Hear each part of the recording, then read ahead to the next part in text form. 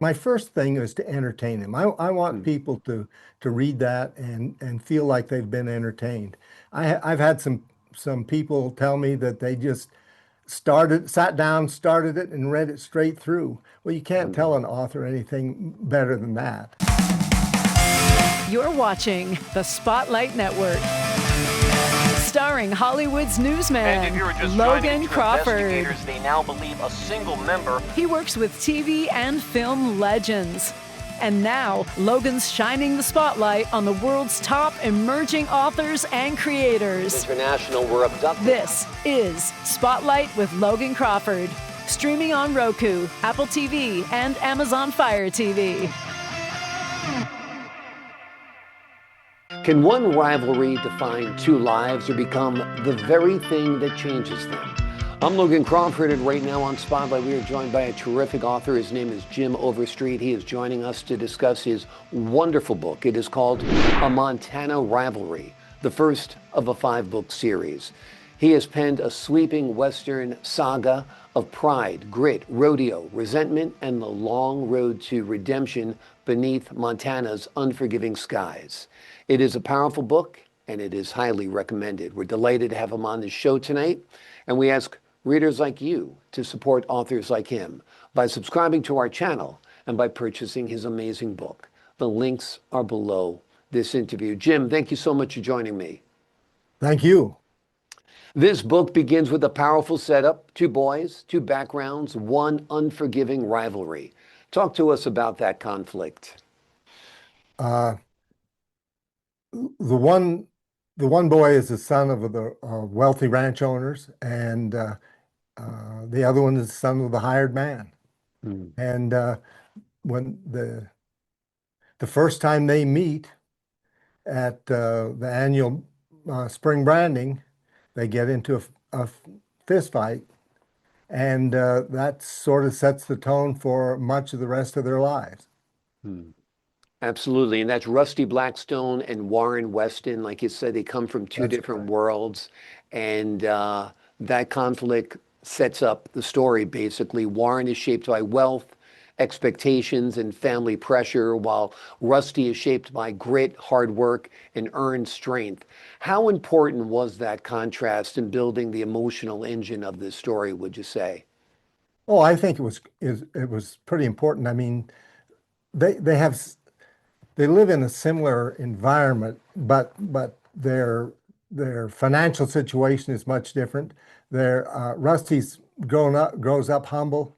Uh, Warren's mother, who is from an old ranch family, thinks that he's uh, a little prince, and Mhm. so he's pretty arrogant.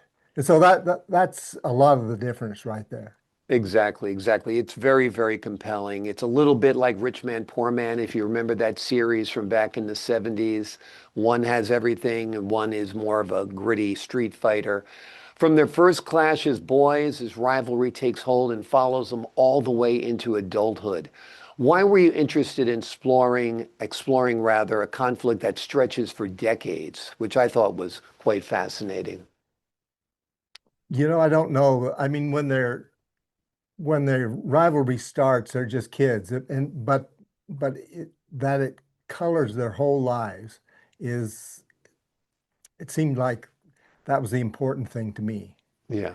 Uh, And rodeo actually becomes the arena where their personal histories collide. Tell us about that aspect of the story. well, they both have a common mentor, the an old cowboy that works on the ranch, likes them both and helps them become men and adults.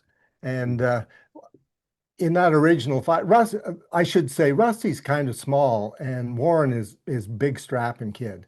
Mm. And after that original fight, which Rusty wins kind of with a lucky kick, uh, Harlan, who is their mentor, takes Rusty and gets him some boxing lessons. Mm. So that after that, every time they fight, Rusty wins.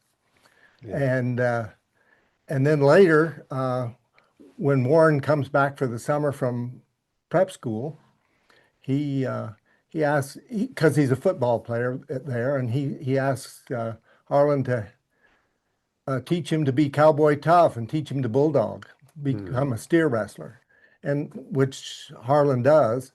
And later that summer at the Labor Day rodeo in their hometown, uh, Warren enters the steer wrestling and actually throws a steer down. And as Rusty, whose father was a bronc rider, sees that, he says, if he can do it, I can do it better.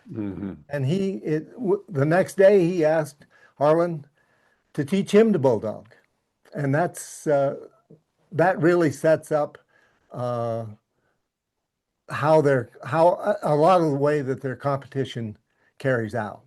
Yep, absolutely. Now, you were born and raised in Montana, still live in Montana, one of the last cowboys. Let me ask you this. Did you know any guys like Warren and Rusty growing up, or are you one of them? Or tell us a little bit No, about I your don't know. experiences.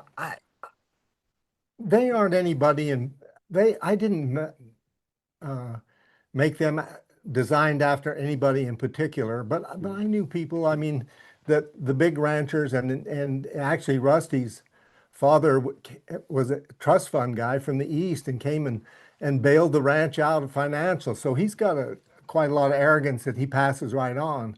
And there's a lot of that happened in Montana because ranching is an up and down business, and so you get those kinds of people there sometimes, and they're proud. Actually, one of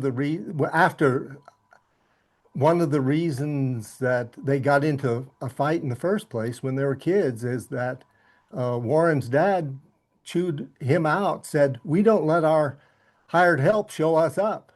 And so, Yeah, it's a natural conflict. Like you said, yeah, there are ranch owners in Montana, there are ranch hands in Montana. There's big money coming from the east, more today than ever before. I think it's driving up property values like crazy because everybody wants to own a bit of the big sky country. It's a fascinating story. 5 books is quite ambitious. How many books have you written so far? I've actually written 5, and I'm thinking about the next one, so we'll see. Okay, wonderful. Are all 5 available for sale yet? Yes, the fifth one has just come out on Amazon within the last week or two. Uh, Gotcha. Wonderful, wonderful. Now, when I was growing up, there were a lot of TV shows that were Westerns. There was Have Gun Will Travel, Bonanza, Gunsmoke. I think a Western's overdue. And you do have some interest now because I guess there's a couple on Paramount so forth that are out right now, and so forth. So have you envisioned this as a TV show or anything like that? I, I I haven't really, but I think it would make one. I think it'd make a great Yeah. miniseries. I've got a lot of characters, and they do a lot of different things. They interact with each other, and I think it would make I think it would make a good movie or miniseries or series of some kind. Anyway, Yeah, absolutely. Yeah, Yellowstone, I think, is the big series out it there is. with Kevin Costner. That's kind of brought back the whole Western feel. And there's been another one with Harrison Ford. So I think you got good timing here. So Hollywood, if you're listening, here's a series of books that are ready to go that have a great conflict about the new West.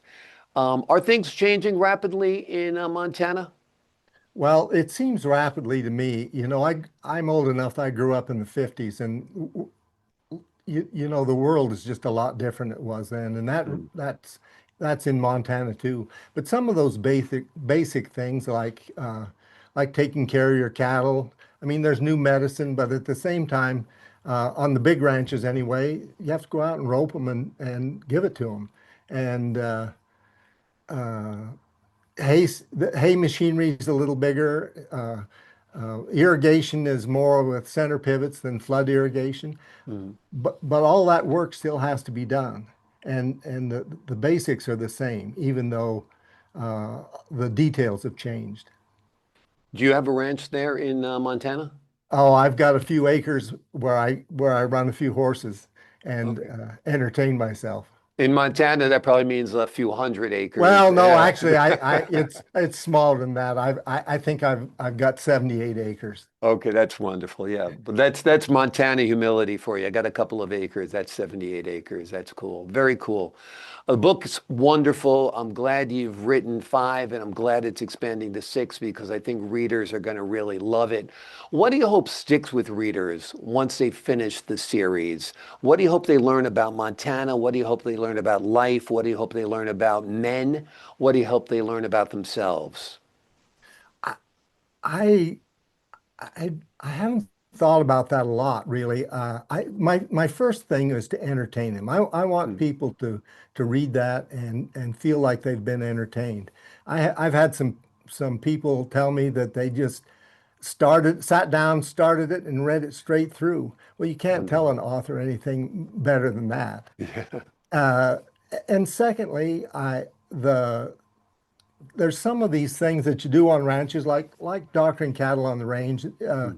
roping them out there, that I wanted to record, and so that if time goes on and things happen different, or that people from other places that don't know about that can get some sense of it. Hmm. Uh, and the other thing, and this is sort of trivial in a way, but uh, the cowboy culture, the ranching culture. Uh, demands a lot of toughness out of the people that are in it. Hmm. I mean, physical toughness, mental too, but Right. physical. I mean, kids grow up learning that you have to shake it off and go finish. Yeah. You have to. You can be hurt pretty bad. I've got a scene in this book where Rusty, who was about 13 at the time, gets freight trained by a cow, Hmm. and he gets up and chases her, not realizing he's got a bunch of broken ribs, and could be puncturing something inside him. But he feels bad because he let the cow get away, Hmm. and and that happens every day in on ranches of the West. Yeah. Wonderful. Well, I think it's good. I think there should be ranches in the East too, because I think a lot of the guys today are pretty soft. So I think they need to learn how to pick themselves up, dust themselves off, and be a man about it. And I think the book is fascinating. It's a great slice of the Old West. Before we leave you today, let me ask you, do Rusty and Warren make it through all 6 books, or is this a generational thing where we look at different aspects of their family? Tell us about the story arc. Actually, this first book is set in I think over like 27 years or something. The next one is set, it takes place in the next two each take place in 6 months. And I think the Okay. next one after that may be a year. And so it gets a lot shorter. They're involved in a lot of things, and I the background is already set that's made the story, so I didn't have to go into that stuff when they were kids. Wonderful, wonderful. The name of the book is A Montana Rivalry. It is the first of a 5 book series, soon to be a 6 book series. It is a powerful Western drama about 2 young men from opposite worlds whose long running conflict plays out across Montana ranchlands and rodeo circuits, testing pride, endurance, identity, and the possibility of redemption. Jim, thank you so much for joining me here today. Thank you for having me. I appreciate your time, your insight, and the wonderful work you've done on these books. To the folks at home, I'm Logan Crawford, thanking you for your time this time. Until next time.